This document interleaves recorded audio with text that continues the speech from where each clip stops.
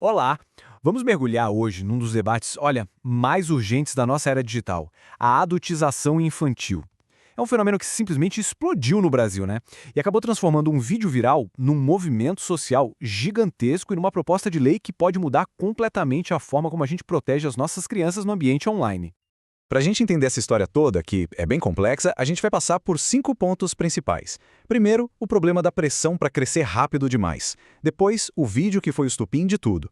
Aí vamos detalhar o que a Lei Felca propõe de verdade, olhar os desafios e as críticas e fechar com o nosso papel nisso tudo. Então vamos lá. Antes de entrar na lei em si, a gente precisa entender o coração do problema. Estamos falando de uma infância que está sendo vivida, muitas vezes, debaixo dos holofotes. E isso tem um custo. Um custo que nem sempre é visível, mas que é muito, muito real. A pergunta central que está no meio de todo esse debate é exatamente essa. Afinal, o que significa adultização infantil? É um termo que a gente tem ouvido bastante, mas o significado por trás dele é profundo e, francamente, bem preocupante. Basicamente, a adultização infantil é forçar um ritmo que não é o natural da criança. Não é sobre amadurecer de forma saudável, não. É sobre uma aceleração forçada. É quase como uma violência simbólica que acaba roubando da criança o direito de viver cada fase do seu desenvolvimento no tempo certo, de um jeito seguro. E aqui tem uma distinção que é super importante. Muitas vezes esses termos se confundem, né? A adultização é o guarda-chuva maior. Pense em vestir uma criança de 10 anos como se fosse uma blogueira adulta. Já a sexualização seria, por exemplo, ensinar para essa mesma criança uma dança com movimentos sensuais. E a erotização, que é o passo mais grave, seria fotografar essa criança em poses que sugerem sedução. O que todos têm em comum? Essa quebra da infância.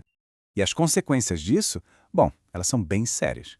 Acelerar esse processo todo cria uma confusão enorme na cabeça de quem está se formando. As crianças podem acabar com uma autoimagem toda distorcida, achando que nunca são boas o suficiente. Elas começam a confundir os papéis, sabe? Tentam ser influenciadoras, modelos, antes mesmo de saberem quem são. E isso, claro, as deixa muito mais vulneráveis. E olha, isso aqui não é só uma teoria não, são dados concretos do Conselho Federal de Psicologia aqui do Brasil. Eles mostram que crianças que passam por essa adultização precoce, elas têm um risco, pasmem, até 60% maior de desenvolver problemas bem sérios de saúde mental lá na adolescência. Ansiedade, depressão, é um número que assusta, né? Que mostra por que a gente precisa, para ontem, conversar sobre esse tema.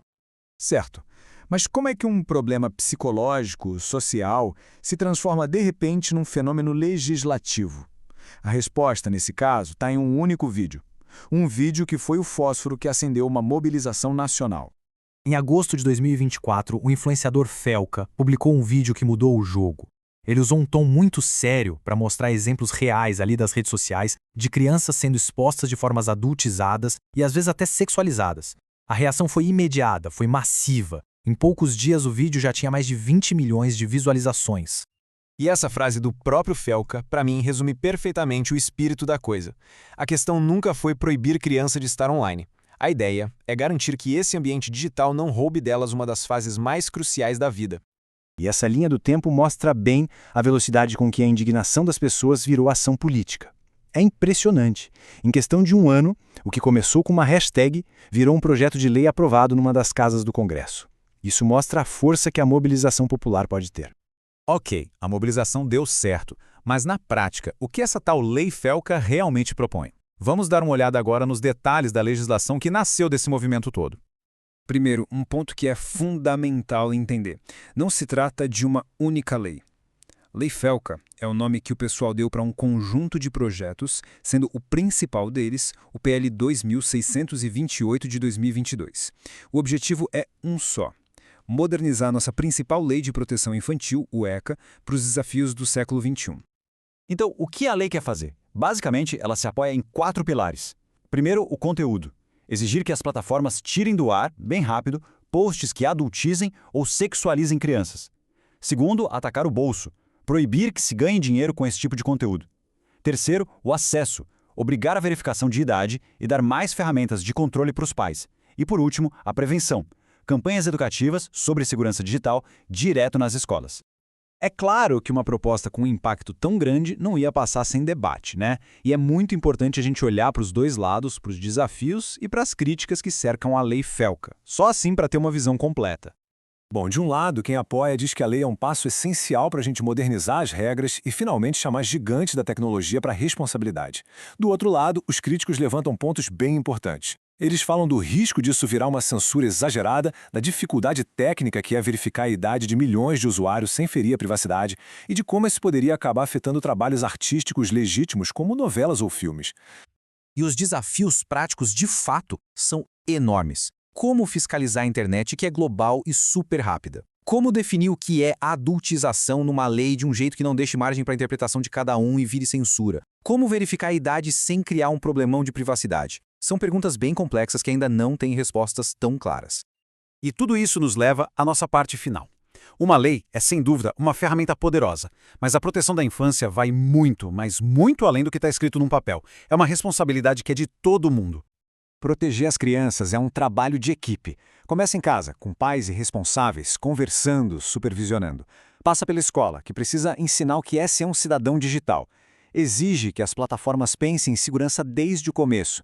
E, claro, precisa de um governo que não só crie a lei, mas que invista pesado em educação e numa fiscalização que funcione. E o Brasil não está inventando a roda aqui, viu? Outros países já mostraram que dá para agir. Na França, por exemplo, medidas parecidas conseguiram diminuir a exploração comercial de crianças em 45%. A Austrália criou um sistema que consegue remover 85% do conteúdo nocivo que é denunciado. E o Reino Unido agora obriga que as plataformas adaptem o design dos seus produtos para a idade do usuário. São exemplos que mostram que isso pode sim funcionar.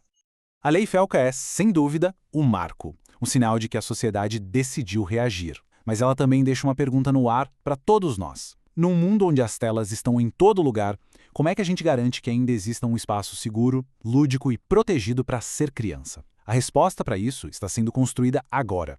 E como a gente viu, ela depende de cada um de nós. Agradeço a companhia nesta análise.